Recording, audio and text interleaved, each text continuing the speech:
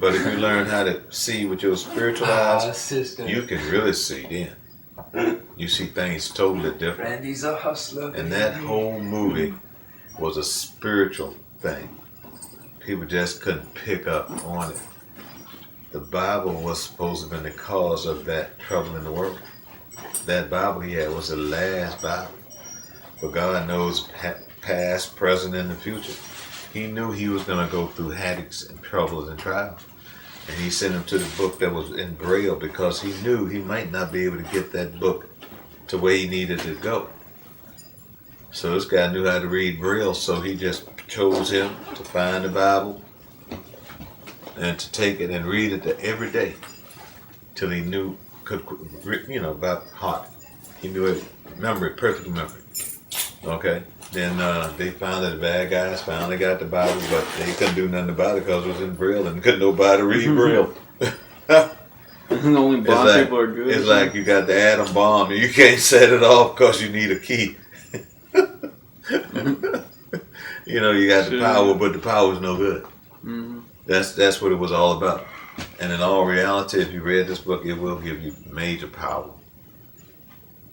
It'll give you major power because it says in there, and Paul is talking in Corinthians, he said you got to learn how to put on the whole armor of God.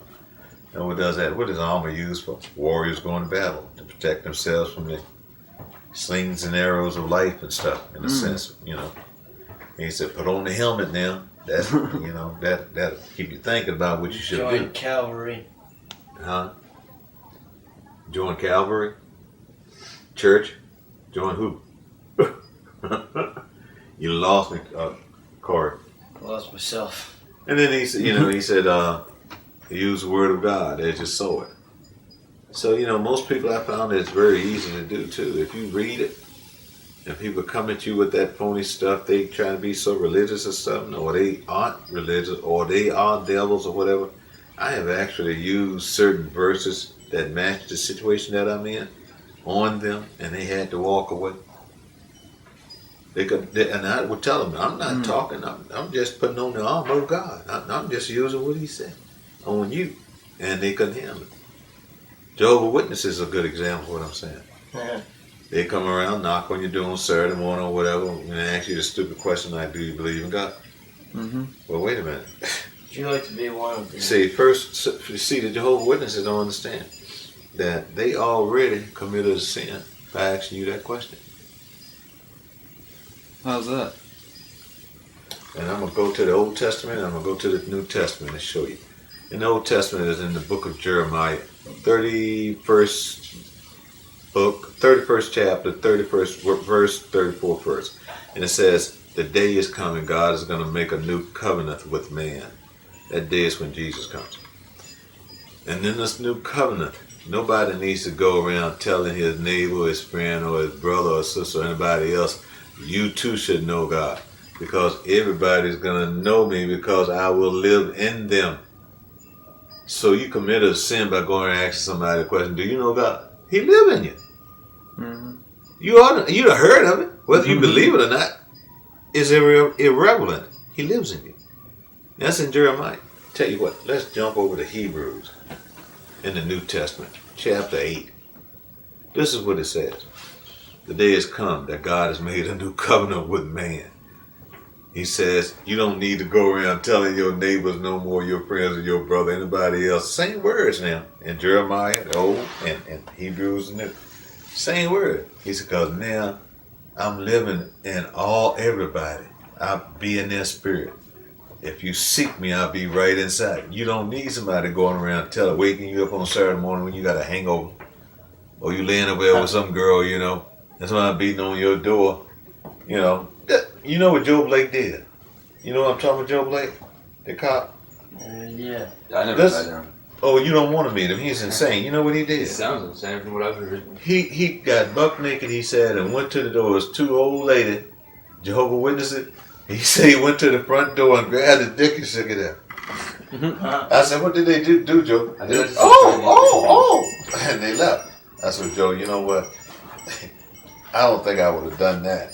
But what I did was, I just asked them, I was very kind to them, and said, listen, and I never I try not to. If somebody want to talk about the Bible with me, that's great. I don't know it all. I don't care how many times I read it, you know. But they act like they know it all, and they don't even realize what they're doing by going around to your home and asking you that question like that. They come into sin. Mm-hmm. They don't even realize it. But wait, what's the sin? The sin is when God made that statement. You don't have to go around telling nobody, your neighbor, or nobody else that they should know me. They should come to God? No, because He said I'm gonna live inside of you. You're a threefold person. You got a spirit, a soul, and a body. Your physical body, your conscience, your soul, and the spirit of God. Unless you accepted the spirit of Satan. You want to ride back? It's a personal choice.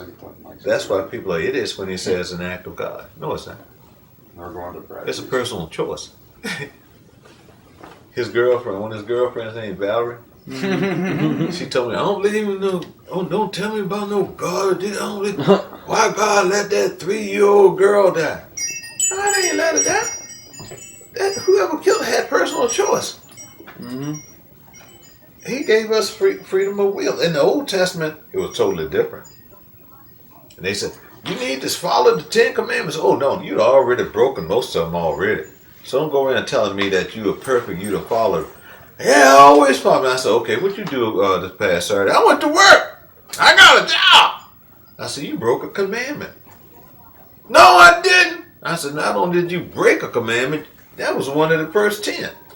That's all it is. That's a lie. It's 615. It's 615 commandments. Read it. And he said, how I break a commandment by going to work on Saturday? I said, one of the commandments is to honor the Sabbath day and keep it holy. Isn't it? What is the Sabbath day?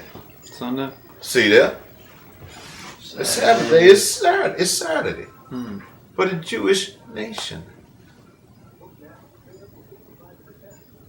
Sunday is a day recognized as a day that Jesus rose from the grave. That's why people go to church on Sunday. No, they changed up.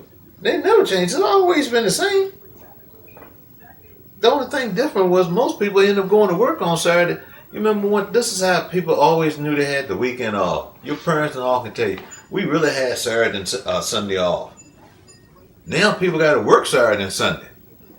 They not only breaking this, keeping the Sabbath holy, they breaking the Sunday the day Jesus rose too. See, he couldn't be raised on Saturday because it was a Sabbath. He was murdered. He was crucified on a Friday. They say he stayed in the grave 3 days. It's Friday, Saturday, Sunday. And he rose on the third day, Sunday. But he couldn't do it on Saturday because it's the Sabbath and the commandment. And since he was perfect, he had to follow the commandment, which says to respect, honor, or love do something about the Sabbath day. Remember to keep it holy and don't do no work or nothing like that. Do you know if you like barbecue, pork, and all that kind of stuff, you know, go to picnic and all that kind of shit. Did you know if you organic picking? Did you know that if you ate bought pig and stuff, you breaking a commandment? If you eat pig? Yeah, it's in there.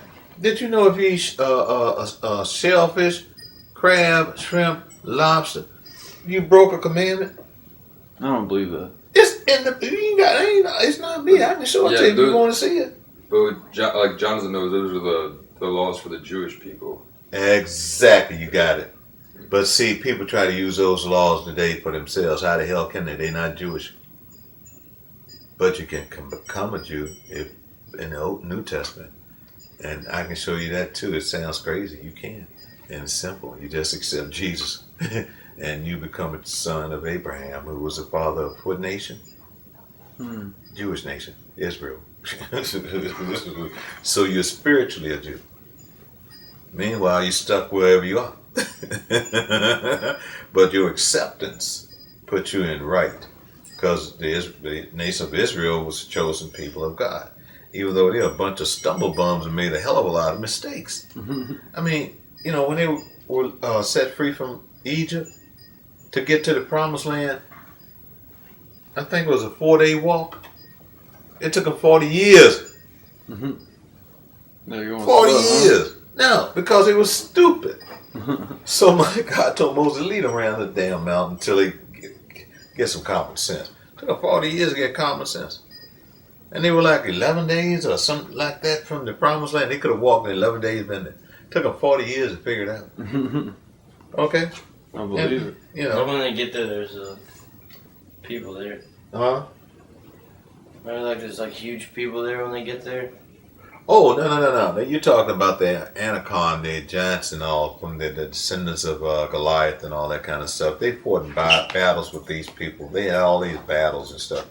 But here's the problem. This is,